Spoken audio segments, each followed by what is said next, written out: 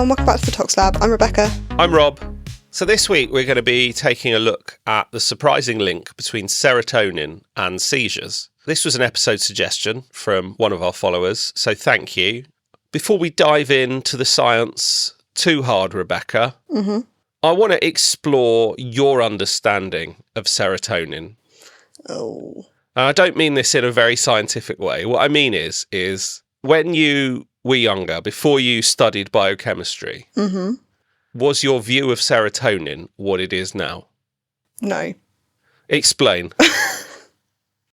Well, I don't think it was ever something I really covered in great detail, even going through uni and things. Especially doing a hardcore biochem degree where it's all proteins and things. Okay, so you didn't actually cover it at university. That's interesting.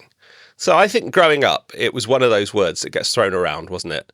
Serotonin is the happy hormone. Serotonin is what makes you happy. And if you take things that increase your serotonin, that's the secret to happiness. And then one day I was in a lecture at university and I was being taught about carcinoid syndrome. Oh, yeah. So serotonin producing tumours. And suddenly I realised serotonin was way more complicated than, it's just a hormone that makes you happy. We're going to be having a look this week at serotonin as a neurotransmitter, also how certain antidepressant drugs can influence serotonin, but also serotonin's potential surprising role in epilepsy. Before we jump into today's episode, if you want to stay up to date with our content, you can find us on Instagram at _tox_lab. We also have a page on LinkedIn and we're fairly active on there. And for those of you who don't use social media but still want to get in touch with episode suggestions or any comments about episodes, you can email us at thetoxlab@gmail.com. So depression is a really, really complex illness and understanding has really evolved quite a lot over the last 50, 60 years or so. But our original understanding of depression was what was called the monoamine hypothesis. And that said that depression was caused by alterations in monoamine neurotransmitters, so noradrenaline, dopamine, serotonin. And we thought this really because drugs that influence those seemed to show effects in improving depression. And the role of serotonin in depression actually has a really, really interesting history. Back in the 1950s, there were some studies going on for a tuberculosis drug called iproniazid. And remarkably, the patients who were treated with this drug to try and treat their tuberculosis actually got quite cheerful. And it was a very odd side effect. And it turns out that this drug not only treats tuberculosis, but is also a monoamine oxidase inhibitor. So it increases the half-life, essentially, of monoamines, serotonin, noradrenaline, dopamine. And so this was really the start of the monoamine theory for depression. And from there, lots of different drugs that alter monoamines have been trialled. And our focus this week really is on SSRIs. And these are selective serotonin reuptake inhibitors. So how do they work? So if you imagine your synapse between two serotonin-powered neurons, serotonin is released into the synapse and it activates downstream neurons. This protein called SERT then pulls serotonin back into the presynaptic neuron, which clears the signal and recycles the receptor. SSRIs, so drugs like sertraline, fluoxetine, citalopram, they bind to SERT and they stop it from drawing serotonin back into the presynaptic neuron. So essentially, SSRIs increase the amount of serotonin within the synapse. It's a little bit more complex than that, though, because just increasing the amount of serotonin doesn't seem to really help depression all that much. In fact, when you start on SSRIs, it can actually take weeks before there's a noticeable effect in mood. And it's because a couple of other things then happen. As you've got more serotonin within that synapse, there is downregulation of the presynaptic serotonin receptors. And these are what we call autoreceptors, and they form part of the feedback loop. So in other words, there's more serotonin in the synapse, so the presynaptic neuron produces less serotonin. And over a longer period of time, these autoreceptors actually desensitize. And eventually, you end up at a new baseline where these neurons actually end up firing a little bit more. And so you generally increase this serotonergic tone. And probably most of the antidepressant effect actually comes from then downstream alterations in plasticity. There's an increase in BDNF, which stands for brain-derived neurotropic factor. And this is a protein that is expressed when neurons undergo growth. And so the theory now is that SSRIs work by, yes, they increase serotonin within the synapse, but it's actually thought that it's the long-term adaptation to this increased serotonin that leads to an increase in brain plasticity, and that's what helps treat the depressive symptoms. But the question we were asked was about SSRIs and seizure risk, and it's recognised that quite a few antidepressant medications can increase the risk of seizures. And this week we thought we'd have a look specifically at SSRIs. So Rebecca, why don't you dive into our first paper?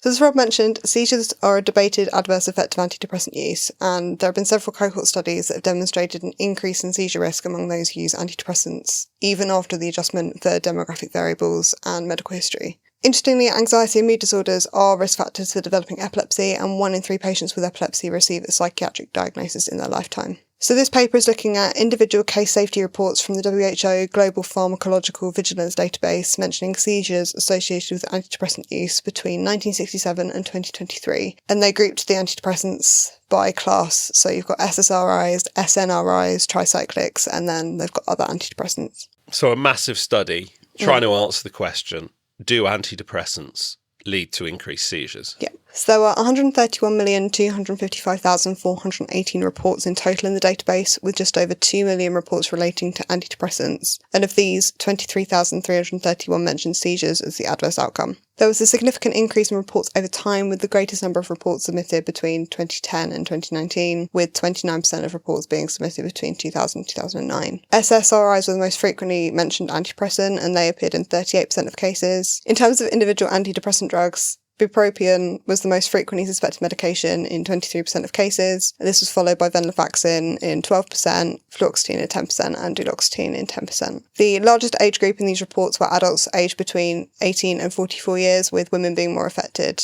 The median time to onset of a seizure from the start of medication was 22.95 days, and there were fatal clinical outcomes reported in 6% of cases. The majority of these cases came out of America, and this was about 2/3, followed by Europe with 29% of the reports.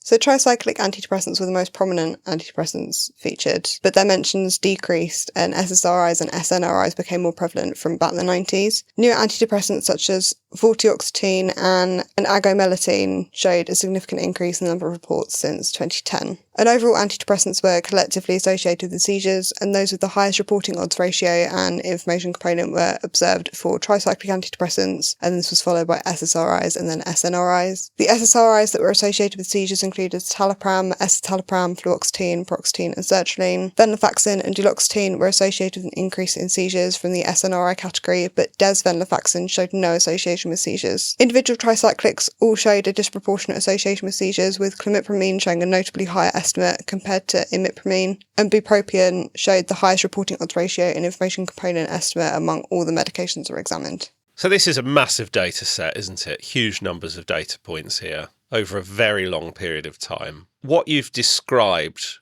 in terms of reports related to different classes of antidepressant really pretty much mirrors prescribing practice over those years, doesn't it? Initially, tricyclic use, moving on towards SSRIs because they were considered to be less toxic, and now some of the newer agents, which are only just starting really to get more mainstream use, starting to appear. It's interesting, isn't it? So we know there's an association between depression and epilepsy. Is this just mirroring the fact that those two conditions overlap? You're more likely to have depression if you've got epilepsy. Depression and epilepsy seem to have this bidirectional relationship based on increased risk of occurrence and severity of one in the presence of the other. And depression does seem to precede the first seizure at higher rates than in control groups, and there does seem to be a lot of pathological mechanisms that overlap both epilepsy and depression, including neuroinflammation, aberrant neurogenesis, and hyperactivation of the hypothalamic pituitary adrenal axis, which is observed in both epilepsy and depression. Could that be responsible for some of the meta-analysis indicating an association between particularly the safer antidepressants like SSRIs, and still there seeming to be an overlap with seizures? Yeah. So you pointed out there was quite a few differences between some of the different classes of antidepressant, and I think that's where we need to start diving into the detail a little bit, don't we? Bupropion, particularly associated with seizure risk. And that's a really interesting drug because it's a first-line antidepressant treatment in the US. In the UK, it's not used for depression at all. In fact, it never made regulatory approval because of the seizure risk. It is used very occasionally in the UK as an aid to quit smoking, but it's not been licensed for depression use. And you also pointed out some of the tricyclics, didn't you, and how they were also associated with a greater proportion of seizure risk. So I think there probably is more nuance to the data than just depression and epilepsy overlap. So what about then SSRIs? They were a big chunk, weren't they? So do SSRIs specifically increase seizure risk? Well, that is an interesting question. So let's delve a little bit more into this. We found a case study, didn't we? Mm-hmm. So this case study involves a 30-year-old female who was diagnosed with viral meningoencephalitis at 2 years old and experienced multiple generalised tonic-clonic seizures over the next 3 years of her life, which were treated with phenobarbital. At the age of 15, her seizures recurred in the form of blank staring spells associated with epigastric rising, which is a feeling that starts in the stomach and moves upwards through the chest and can be described as a rising feeling, nausea or indigestion. She also experienced speech arrest and occasionally generalised to full convulsions. She was diagnosed with complex partial seizures with or without secondary generalisation, and that basically means that the seizure begins in one half of the brain and then spreads to both sides. An EEG showed left frontotemporal epileptic discharges, and continuous monitoring captured multiple seizures, all of the left temporal origin. MRI showed left lateral inferior lobe encephalomalacia, which is the permanent softening and loss of brain tissue on lower outer regions of cerebral lobes. And it also showed left mesial temporal sclerosis, which is scarring and loss of neurons, which is a cause of epilepsy and focal seizures. Phenytoin, carbamazepine, valproate, lamotrigine and levetiracetam were not effective treatments in her case. An optimal response was obtained on clobazam at 40mg twice a day and lacosamide at 200mg twice a day, and this resulted in a reduction in the frequency of seizures to 2 seizures per week. So lots of first-line anti-seizure medication did nothing. Yep. Had to resort to some of the more complex newer agents, and that had an effect, but still wasn't seizure-free at this point. Yeah, from the age of 15 to 27, she was experiencing 8 to 20 seizures in a month. At the age of 27, she was undergoing an evaluation for seizure surgery, and during this time, she became depressed. She was then started on sertraline, reaching a dose of 200mg a day, and within a week of being on this dose of sertraline, her seizures had stopped, and she didn't have one for another 3 years. Her sertraline dose was reduced to 150mg a day for a week, in which her seizures returned, but this stopped again when her dose was increased. So this is just a single case study, but this is remarkable, isn't it? Yeah. The use of an SSRI, sertraline, actually pretty much completely stopped her seizures, and with a clear withdrawal of that drug leading to a return of the seizures, it seems quite clear actually that sertraline seemed to be having an anti-seizure effect. So in mice, sertraline has been shown to have an anticonvulsant effect. So in seizures, activation of the voltage-gated sodium channels is prolonged, and some antiepileptics inhibit the increased permeability of sodium channels, reducing the release of the excitatory neurotransmitter glutamate. Sertraline also inhibits sodium channel currents and has been shown to inhibit presynaptic sodium channel mediated responses in hippocampus isolated nerve endings in rats, which might be a potential mechanism as to why sertraline has some sort of anticonvulsant effect. Let's just very briefly touch on the physiology of epilepsy, and I'm not going to do this in any great detail, but a seizure is essentially where there is an imbalance, isn't there, between excitatory neurons within the brain and inhibitory neurons in the brain. And we typically treat seizures by either dampening one or enhancing the inhibitory tone. And that's more often what we do, isn't it? We treat with GABAergic drugs. Yeah. Or we modify sodium channels, and sodium channels are what allows the voltage to travel along a neuron. And so by modifying sodium channels, you can increase or decrease a nerve's depolarization threshold. So this proposed mechanism you've described is through the sodium channel mechanism, isn't it? Yeah. So by sertraline actually affecting the sodium channels and reducing that glutamate transmission. this is sertraline specifically potentially having a role, but actually the role of serotonin in general in seizures is really an emerging area, isn't it? So we came across an interesting review article that was talking about different aspects of serotonergic therapy in epilepsy. So early mouse experiments have showed that intracranial injection of serotonin can protect against audiogenic seizures, and other models of epilepsy showed that serotonergic drugs reduce seizure frequency in chronic epilepsy. They also looked at fenfluramine, which is a drug that increases serotonin release and inhibits transporter reuptake, and in a randomised blinded placebo-controlled trial for seizures in Dravet syndrome, this demonstrated a reduction of motor seizures, and this was significant when compared to placebo. So fenfluramine we've actually talked about on this podcast before. I'm not sure if you remember, Rebecca. You're pulling a blank face at me. It's not ringing a bell. We actually talked about it when we were talking about Ozempic. It was originally used as an appetite suppressant. It's actually a fluoridated amphetamine, and it's a fascinating compound. As you say, it works as a serotonin releaser. So it actually increases the amount of serotonin released from presynaptic neurons. But it itself is also a serotonin agonist. It binds to specific serotonin receptor subtypes and seems to preferentially activate them. And it's got this really unique activation profile that seems to be very anti-epileptogenic. And as you say, Dravet syndrome is a